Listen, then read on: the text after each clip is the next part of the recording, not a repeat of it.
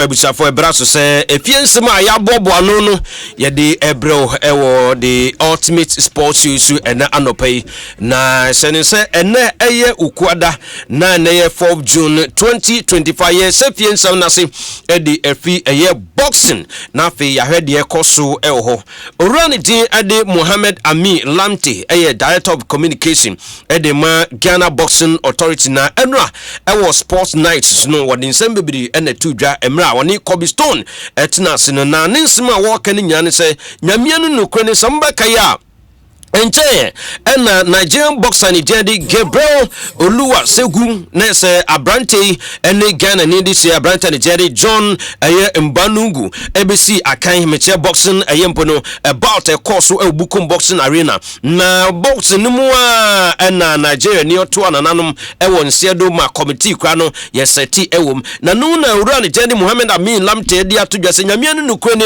wono no ye director of communication ede ma Ghana Boxing Authority na so simple ne beton say e dia fra no ma Ghana Boxing Authority e beton say dia fra ne say ombono omra na fra omechenchensemu enu achi no no oye ring announcer enso ewo eye about nase ewo dade nti die sisi bia de ono ankasa de ohu e but nyamianu nukreni na se committee a minister eseti eye sports and recreation minister eseti no nyamianu nukreni committee no na wo hwe nim sen kombeton sa e dia fra no na ono nso aba abechechensem na nso committee ni twafa ne ho wo manto nsam famfre no yentensem a odi tudwa enra ewo sports night so. I'm the ring announcer. I'm the communication director of Ghana Boxing Authority. Nobody invited me to the committee. I was not invited. Minister Nenso Amfrem. Oh, Dabi. So on the GBA president Nekasa, me there on frame. And the committee should not invite me. Not even a phone call. Not even a phone. I am the ring announcer. Yeah. I am closer to the scene more than anybody. I was the one going on radio and TV explaining what I saw. I'm a Muslim. I can't lie. I'm a Muslim. I've been in boxing for years. Not only in Ghana, even outside Ghana. Do you know the individuals? Do you know the individuals who were invited? Moses Famweni. He has a bone to pick with the GBA. But was he there on the night? He was not there. And then number 2, you have a local trainer, a GBA board member. He was not at the boxing. No. And then Roger Bano not at the scene. And then you have Yofi Boham. Obia Odi GBA call Yoko. Onokrapo Niwo Fano Ofi Yefreno. There are a lot of individuals who were invited who were not close to the scene. But me, Amin Lamte, whether you like me or not, I've been in this industry for years. Even if I'm not even at the boxing arena, I'm an individual that you can seek my views and opinion to be able to add to it. And I see, we were in a meeting where we heard that the minister has received the report from the committee, and also GBA is not invited. I'm the ring announcer. I'm the communication. And also GBA enye invited into communication director de Ghana Boxing Authority Rua Mohammed Amin Lamte ninsimo di tudano na sense sports minister ene Raymond Nyamedo edi nkomo na sports minister echim se nyamianu nukreni abranti a Nigerian boxer obesia ne nkwanse wo ewo emra about no ekos no enye sports ministry na ese di emu no eko Nigeria na emu no say Ghana Boxing Authority for and say mo hwe tutu bibia no mo de amu ne kopim e wo Nigeria na fe ebusuafo nso agi na omu ekra omu de hye no kra enti nya ministry no empo no na sadi anase enna ministry ni so say ono na so tutu sa nyomo we nyina no sports minister edin sem we atudwa. The ministry is not responsible for evacuating the body. The ministry is not responsible to as policy makers. We will insist on the right thing being that the ministry can only help. The ministry is not responsible whatsoever for any arrangement to send the boy because we were not a party to the arrangement of the boxing event. We have only investigated because the activity have resulted in the death of a boxer who was fighting in our country. And as policymakers, we have a responsibility to go into it and to find out whether they followed the standard operating practice, whether they took every processes to secure the boxers and every other person that was an event. If they did it, what are the measures that we must put in place? It is if the GBA thinks that the ministry is the one responsible. No, the GBA is responsible for Enti Honorable Kofi Idi Adams, Sports and Recreation Minister, and Odin Simwe Atuja Sempo, the ministry ni de dabi enyomo, ene omasu de ne sempo no, omude body ne beko kopim ewo Nigeria. Na no, ena Muhammad Amin Lamte, aye communication director de ma Ghana Boxing Authority sanso de tuja se, yamienu no krene se minister kan semwe dia, na se enu wanwa yentien sema Muhammad Amin Lamte ekan. The ministry is not responsible for evacuating the body. The ministry is not a party to the court as policy making. The ministry is not responsible for evacuating the body. Yo, enti yehwese nsabeka Muhammad Amin Lamte ne voice no nafi eno nso atimi akọ atudwa nafi bia nso atimi akọ nka enti producer say Muhammad Amin Lamte voice no aye crowd dia na ese betimi akọ batenye crowd nso a na ese ye momode a enkoso na yenwemu ewo swimming ye call swimming na ese say NC etie say de Ghanaian Mana Ashley Brothers no anajo ana mutu edifi Ghana na hefa na moko omo ekopiem ewo Germany omo kopiem o Germany swimming competition eno ekoso ewo na meka Mana Ashley Brothers a yewo Jesse Mana Ashley ene yewo Francis Mana Ashley ene yewo Lord Mana Ashley we mu eye swimmers a mo Ghana han mo se de omo sembo no mo de se de nye ball ne ball but the swimming so no omo betime peja to ayembo no level different level kra na bianso etimi akonkan na sense enwa before sana na jono womu economy pimo sports night na Mana Ashley Brothers womu edi etudwa se kwambia so omu motivated se kwa moko Germany no akọ compete ne de na so mu de embono begina Ghana na mu peja Ghana franka ne ye bia so etimi akonkan ewo swim tien sema Mana Ashley Brothers no womu edi tudwa Ghana no compete wa na unya medals bebra ujitum se ubetima ye more than that inti swimming no ayade am penti yesterday no na mu say swimming no ayade good pa a lot from our dad, our coaches, my mom, everybody. Who's your coach? Mr. Jackson. How is he motivating you guys? Through competitions. They go for competitions and perform well. So I think when we watch them through their competition, their events, I think how they perform really encourages us to do better. In swimming, he has like a very good technique in swimming, especially for 50 fly and 100 fly. So I'm picking the techniques from him so that I can use it for myself in my swim, so I can win my races. Ghana no compete wana. The ultimate sports show.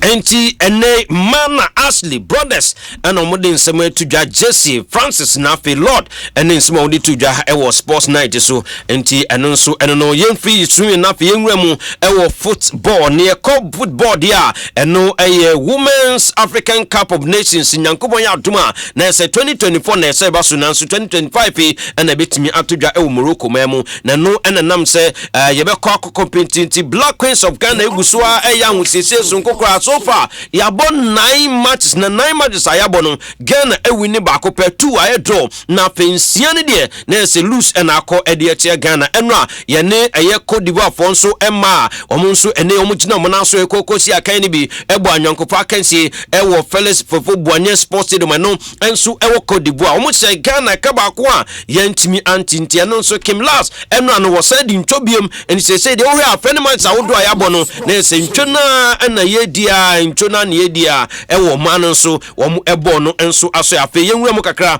no Blasters of Ghana so encheye ene eda ni kopiem ewo London Ecobo Unity Cup Ghana ye tosumi ensa ye match edikan oman ni je ne Nigeria che 2-1 and afe de tosumi no ayenso ye di third place no ye che Trinidad and Tobago etwa makam na ya omantimi ansimo eje na coach ne je di otoado akasa otoado echemu padia petimo hu no ho na afe mranti omugina omunaso no eye mranti bia omone mo so ani but also on the Blasters no head coach nko de so we a player na ujiwudi so betimi abo no hwe omode mo no na betimi abo nko ade why not obey invite to emwaba abechire obobere Blasters no asoye Always been the task. The first time I was appointed as a manager in Ghana, this was 2021. We already surely started that process, and where we convinced players like Antoine Semenyo, Tariq Lamptey, Iñaki Williams. So we have really, really good experience with that. Surely if anybody is from Ghanaian descent, it's always interesting for us. So we have a big database. We are always looking on their matches, and especially those who play in higher leagues. We observe them, we try to get in touch with them, and to see if they would be available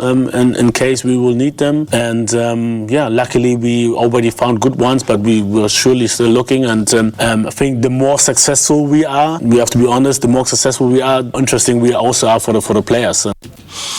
Coach Otuado Ninsem eno FA players on my ready so make me see a kind Ediama the Blasters of Ghana na se say o Blasters aso na Henry Asante Twum Nessa Mr. Hart on air communication director Edema Ghana Football Association was Blasters okunwe e wo London no Nessa ball mu kokobo hon de nyamianu nukwani was o gidie wom nti Blasters ne de gidie wom se de Henry Asante Twum say say de gidie na ba team a wonnim na besia Blasters ne de na se de wo mbesi dia kenkam no enye easy kra Henry Asante Twum na se communication director odin seba to GFA Blasters no say de Blasters confidence no e wo mpa. I spent a few moments with them after the game on the pitch, and I realized they were having conversations with each other. Some of them play at club level. For instance, Jordan played with Ndidi at Leicester for a number of years. So they have that relationship. Even outside the club level, they live in the same communities. Some of them, virtually those who were born in Europe, virtually grew up in the same communities, in the black communities, and they have a relationship. So I think that, watching the game as a fan, you enjoy being a fan, but these players also give it their all on the field. And after that, they come back to their friendship. It is always a healthy competition between the players on the pitch, and then also those of us who are in the stands. Enti Henry Asante Twum no na Yemfi Blasters so na yenko former Ghana Football Association president Uraniti Ede Kwasi Antechi wone Professional Footballers Association of Ghana enra omu kokopie mu ewo eye ensawon prisons na omu ekoye no omu koye afefede na afei omu bo modern enso ede nnoma wodo ede che eye yenuanu prisoners a omu ewo ho na senese kodu prison wa yesi enra na senye izo ohwe football match koso eho emra prisoners dey omo ebomode abutimi abob match kese pa eno achi ne se omo sanso bo boxing eye nioma bebre ewo ayen sawon prisons eno a ni nyina ne se ora Kwasi Antechi ene Professional Footballers Association of Ghana omo kabo mu se ba bia nioma adu ne de so omo so anya bi kakra omo de aduane omo de football ahodo na afempo ne se sports equipment ne se nioma ahodo ni sikasa peso ekoche omo a omo won sawon prisons a omo nei omo so betimi de bon na jiji omani omo nso be mfi se o nese kwan bia so omo nuanom ewo fi a omo dwen omo sanse Yesu Kristo se me koda afiase wa ma mesam ne yebisa ne se ne Yesu da me na akoda afiase wo se wanya ma nuano na se wanye amfa ma me orura Kwasi Antechi emra okono Tony Bafo a wono ene ye PFAG na se bono leader no je general secretary no ekobi sanso na Sami Tuga se ko fonso ekoye na afi Sam Johnson ekoye ajimabedo ekoye you see our last and chips ekoye na afi guest na himfo Ali Jara ono so ekopim na afi John Mensa Masro Kunadu na afi Kwame Ayu orane jedi Yakubu Abdul Salam na se new adbiasi United president omu nyina tumi ekopim ho no mwansema former president Edema Ghana Football Association ora Kwasi Antechi odi tu dwane de na edeyi pa. Friend and brother Alaji Yunusa from Wa. He was jailed in Wa and transferred to Nsawan prison. So I came here 2 weeks ago, first time ever in my life, and that was just the motivation for me to pay more attention to the prison. It dawned on me that we needed to pay more attention to prison, that there is a thin line between freedom and prison, and that we should all be careful and conduct our lives in a way that will keep us away from the threats and dangers of the prison. Through my interaction with the regional substitute, find lawyers and pay them to handle the access for them. And I also think that the inmates deserve some recognition and some support from those of us who are out there. That's why we decided to donate football, jerseys and other equipment. And then the rice, my wife's school, they also decided to support this initiative by donating the rice. This is the beginning. We are going to do many things to help the prisons. Yes, a former president Ura Kwasiantechi Ninsmo di tuja emra mode nyoma ekoche ye prisoners anese ni omunsu ewo nsem na sene se the gunshot man Philip Otuo enu anesu dima kotintintin pa sense producer extraordinaire na enye easy anse ni nyina nso etime ba ye ne ye boy chidi e de amona na odro sapo sibosro consort waye general manager de Mapo City okobrekum Chelsea why penny pa ewo ho Ghana Football Association die why executive council member and odi to just nyame no nukre clubs na administrators ni bi wo ho no mu a e so musua mra no musua ni yie musua mra na usua ni yie a ebeboa amampo no game no atimi akọ anim yie pa bate bi no ho a emra no munyo modwen se ombetimi asua anase mbu no ombesua asua ni yie. We, the club administrators, are also not doing well. We are well Papa, we know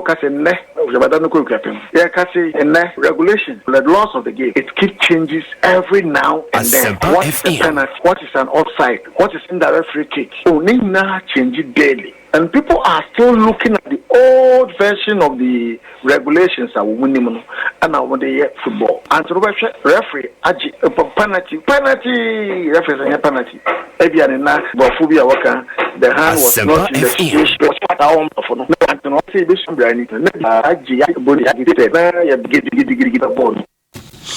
Ora odro sapono no sibosuro concert nese nana edin sematuja na ye kan about your boy die ne mra ne hu nsensemi he said obe ya weekend ma day 33 match back one day baseke Holy Stars ene nation sepsi ane enam nese ntokwasa na se hooliganism ti entimi amana wiye na Millennium chairman edema Accra House of the year 2000 ono na day House of Bobokono na J Cup Champions League Ura Harizako na Haria Kasa wo chiremu pa de otinya mienu nukre ne bia football bi pa na still ntokosam ne sem no man sam fata e wo ye ball ni mu dia na sem ye ball no entumponte e se stop e sem ni ye jai e se make sure say ya end this barbaric hooliganism ne sem na attack ne ta anyoma no ora hariza course ye njai na nsa anya sa dia ye ball no enkonanim whole life, you know what I mean?